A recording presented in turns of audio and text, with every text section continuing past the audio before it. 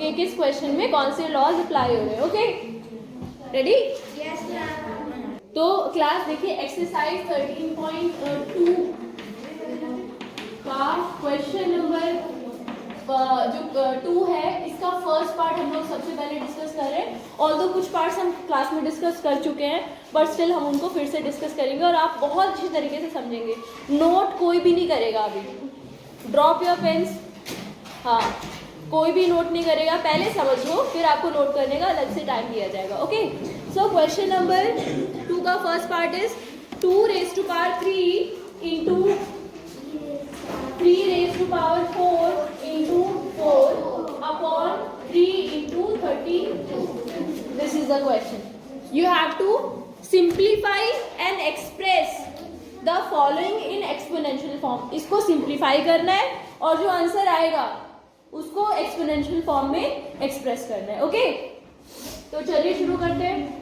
अब देखो ये जो क्वेश्चंस है ना, इनमें हमें इस चीज़ का ध्यान रखना है कि हम ज़्यादा से ज़्यादा लॉज एक्सपोनेंट्स के कैसे लगा सकते हैं। और लॉज लगाने के लिए या तो बेस सेम होना चाहिए या पावर सेम होनी चाहिए, इस तरह के लॉज हम अप्लाई कर सकते हैं।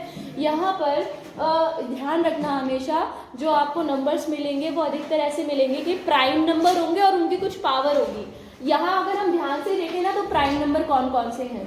2 है, 3 है ना, यही प्राइम नंबर है।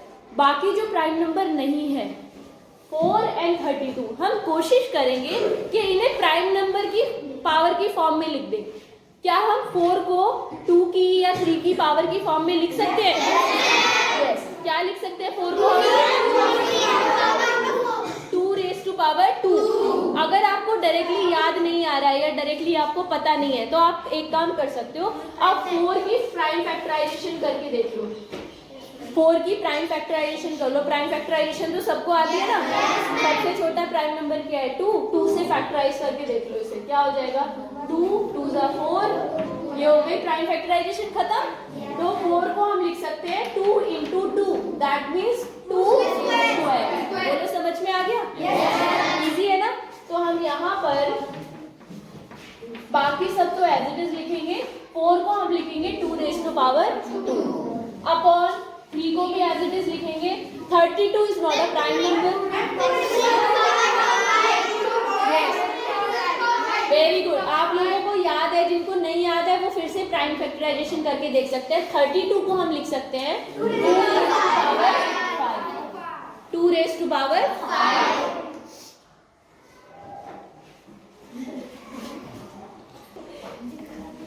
तो इसे हमने ये लिख लिया। अब हम यहाँ पे लॉज लगाएंगे एक्सपोनेंट के। देखो क्या क्या कर सकते हैं। सबसे पहले ऊपर यहाँ पर हम लॉ लगा सकते हैं। देखो 2 raised to power 3 into 2 raised to power 2 है। आप ये मत कहना कि मैम ये तो पीछे था, इसे आपने यहाँ क्यों लिख दिया। सब कुछ मल्टीप्लीकेशन में लिख सकते हैं ना इस तरह से। इंटू 3 raised to power 4 बच गया, उसको यहाँ लिखिए। अपॉन में क्या है? 2 raised to power 5 into 3 raised to power 1। अब इसे सॉल्व करते हैं। दोनों जगह बेस सेम है, पावर्स क्या मल्टीप्लाई हो रही है, पावर्स क्या हो जाएंगी? ऐड हो जाएंगी। तो 2 raised to power 5 into 3 raised to power 4 upon 2 raised to power 5 into 3 raised to power 1। अब 2 raised to power 5 से 2 raised to power 5 कैंसिल हो जाएगा। कर दीजिए कैंसिल। क्या बचा हमारे पास? 3 raised to power 4। अब यहाँ पर लॉ लग सकता है। देखो बेस सेम है, बेस सेम है और डिवीजन हो रहा है ना। तो क्या हो जाएगा? हाँ, कितना हो जाएगा? 3 raised to power 3 raised to power 3। ये इसका फाइनल आंसर है। और क्योंकि हमें एक्सपोनेंशियल फॉर्म में अपना रिजल्ट दिखाना है, तो इसे एक्सपोनेंशियल फॉर्म में ही रहने देंगे। आ गया समझ में? नोट करो अब इसे।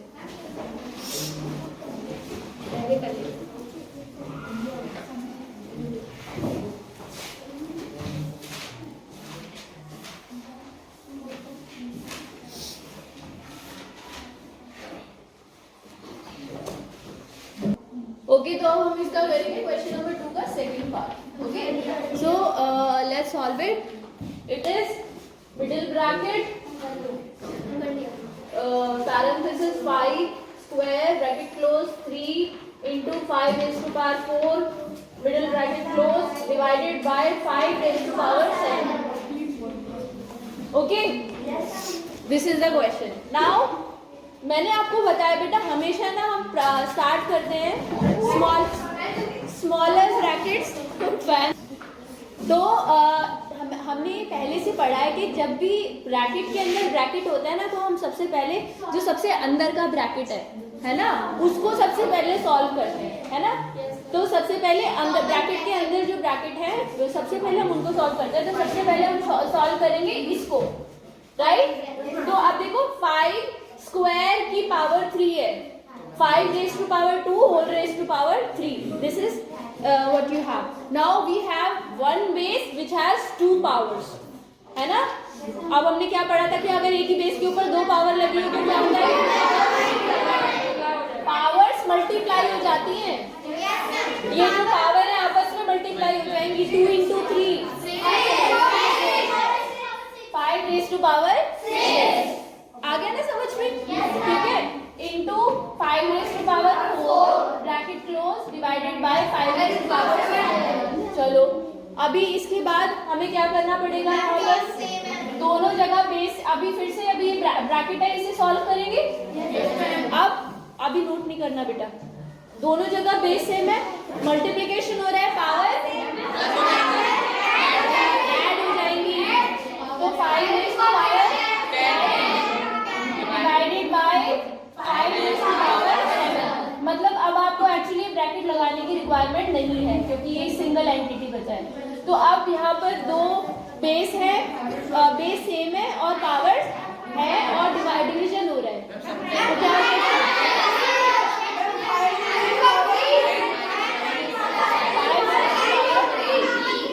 This is your final answer. समझ में आ गया सबको?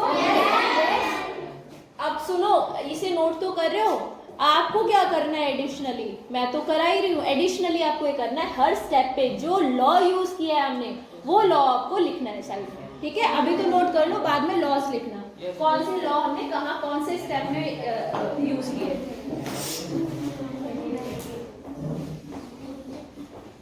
नोट कीजिए जल्दी। Question number 2 part 3 25 raised to power 4 divided by 5 raised to power 3। बेटा मैंने आपको बताया था कि जब भी हमें कंपोजिट नंबर मिल रहे हैं ना यहाँ पे तो हम कोशिश करते हैं कि उसको जो भी साथ में प्राइम नंबर दिया हुआ है उसी की पावर की फॉर्म में चेंज कर दें। तो मुझे बताओ हम यहाँ 25 को किसी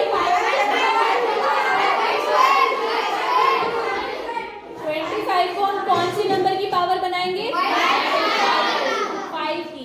तो 25 को हम लिख सकते हैं 5 की पावर 2, 5 raised to power 2। 25 को हम लिखेंगे 5 raised to power 2। ये ठीक लिखा है क्या मैंने?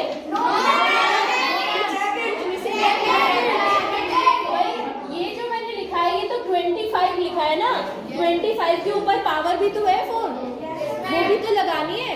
तो उसको लगाने के लिए हमें क्या लगाना पड़ेगा, वेरी गुड। तो whole raised to power 4, now it is 25 raised to power 4। Okay, clear ना? डिवीजन का sign and then this.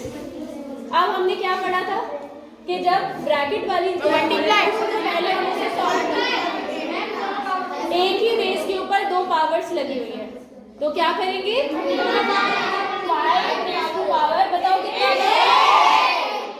2 into 4 8। एक बेस के ऊपर जब 2 पावर्स लगी हो तो दोनों पावर्स की मल्टीप्लाई कर देते हैं, तो 5 raised to power 8 divided by 5 raised to power 3। Okay, now कौन सा लॉ लगेगा, क्योंकि यस बेस सेम है, देखो बेस सेम है और डिवीजन हो रहा है, पावर्स माइनस हो जाएंगी तो 5 raised to power आ गया ना समझ में? नोट कीजिए।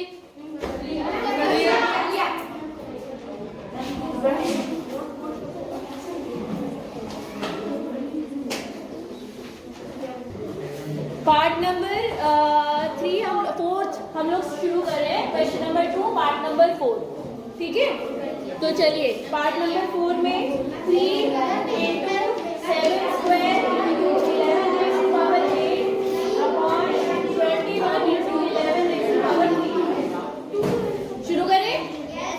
देखो यहाँ पे ये प्राइम है, ये प्राइम है, ये भी प्राइम है और ये प्राइम नहीं है ना। तो हम कोशिश करेंगे कि जो यहाँ पे प्राइम नंबर है इन्हीं की फॉर्म में इसे चेंज कर दें। क्या 21 को हम इन नंबर्स की फॉर्म में चेंज कर सकते हैं? क्या लिख सकते हैं? यस, 3 into 7 है ना। देखो 21 को हम लिख सकते हैं 3 into 7। उससे हमें क्या फायदा होगा? ये फायदा होगा। देखो 3 से 3 कैंसिल हो गया, 3 रेज़ टू पावर 1 से 3 रेज़ टू पावर 1 कैंसिल हो गई, 7 रेज़ टू पावर 2 ऊपर है और 7 रेज़ टू पावर 1 नीचे है। यहाँ पे आप इसे सॉल्व करोगे वो वाला लॉ लगेगा, डिवीजन हो रहा है, बेस सेम है, पावर माइनस हो जाएंगी। कितनी होगी पावर? 1। और यहाँ पर भी वही लॉ लगेगा, 11 रेज़ टू पावर 5। तो ये इसका फाइनल आंसर हो गया। समझ में आ गया? नोट कीजिए। फिफ्थ पार्ट देखिए बेटा। फिफ्थ पार्ट में बहुत सिंपल है, 3 रेज़ टू पावर 7 जाना है, 3 raise to power 7 upon 3 raise to power 4 into 3 raise to power 3। अब यहाँ पर सबसे पहले बताओ कहाँ कौन सा लॉ लगेगा?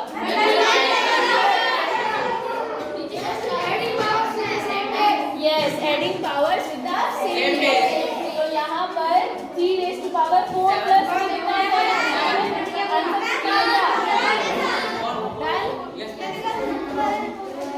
नेक्स्ट सिक्स पार्ट में क्या है? 2 रेज़ टू पावर, मैंने आपको बताया था बेस कुछ भी हो अगर पावर 0 हो गई तो उसका आंसर वैल्यू 1 होगी। इसकी वैल्यू भी 1 होगी भाई, 2 रेज़ टू पावर 0 की वैल्यू भी 1 होगी, 3 रेज़ टू पावर 0 की वैल्यू भी 1 होगी और इसकी वैल्यू भी 1 होगी। 1 + 1 + 1। ओके, अच्छा नेक्स्ट का बताना 7th पार्ट का कितना होगा फिर? 7th पार्ट में सेम चीज है, बस वहां पे प्लस की जगह मल्टीप्लाई का साइन लगा हुआ है, 1 आएगा। ठीक है। 8th पार्ट में देखो तो 8th part is also similar. This is 8th part. ये देखो इसकी वैल्यू 1 होगी, ये this is also 1 + 1 2 and this is also 1। Power अगर 0 होगी ना, नीचे बेस कुछ भी हो वैल्यू 1 ही होगी, आंसर 1 ही आएगा। ठीक है, ध्यान रखना है इस चीज को। 1 + 1 2 into 1 आंसर कितना आएगा? ठीक है। 9th पार्ट कैसा है? 2 raise to power 8 into a raise to power 5 upon 4 raise to power 3 into a raise to power 3। अच्छा मुझे बताओ यहाँ पे कोई कंपोजिट नंबर दिख रहा है तुम्हें जो प्राइम नहीं है? Composite number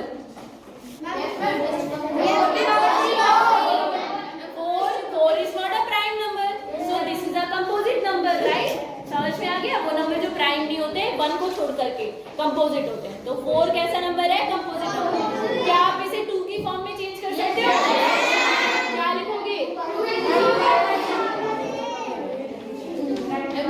2 raise to power 2, 4 को लिखेंगे 2 रेज़ टू पावर 2। ये क्या है? 4 raise to power 3 into a raise to power 3। अब इसके आगे सॉल्व करेंगे हम। यहाँ कर दूं, यहाँ स्पेस है थोड़ा सा हमारे पास, 1 मिनट को इसके सामने कर देती हूँ, कोई बात नहीं, 1 मिनट। हाँ, so 2 raise to power 8 into a raise to power 5 upon, अब बताओ इसकी वैल्यू कितनी आएगी?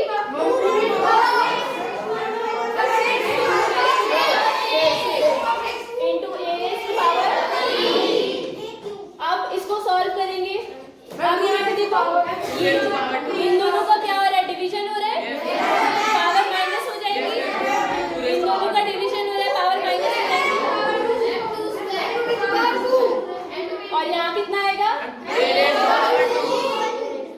अभी बड़ी इंटरेस्टिंग बात है, देखो दोनों पे पावर सेम आ रही है।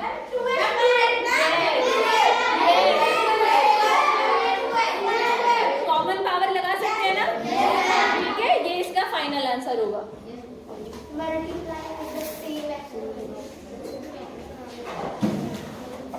बेटा अभी 3 पार्ट्स बचे हैं, क्या आप उसे खुद ट्राई करना चाहोगे? ओके ठीक है, तो आप इसे कंप्लीट कर लेना। और अब हम नेक्स्ट एक्सरसाइज, इनफैक्ट आप क्वेश्चन नंबर 4 और 5, 4 नहीं बट क्वेश्चन नंबर 5 आप मुझे करके दिखाएंगे, प्रोबेबली आज ही अगर अपनी नोटबुक में कर लेंगे।